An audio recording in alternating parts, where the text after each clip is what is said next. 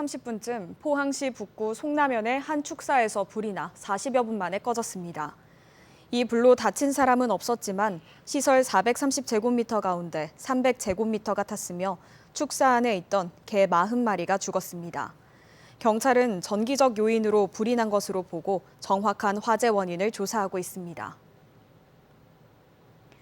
떠나온 자기 고향에 기부금을 내고 세금 혜택을 받을 수 있는 고향사랑 기부금법이 국회를 통과했습니다.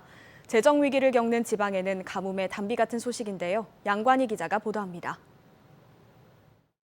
일본은 지자체 재정 격차를 줄이려고 2008년에 고향납세 제도를 도입했습니다.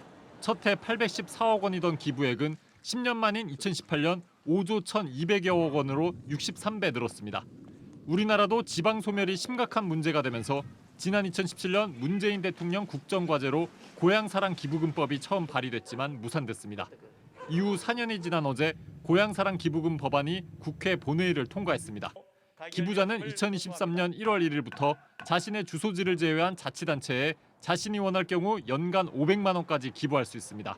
지자체장 등이 지역 주민에게 부담을 주는 부작용을 차단하기 위해 자기가 사는 곳에는 기부할 수 없도록 했습니다.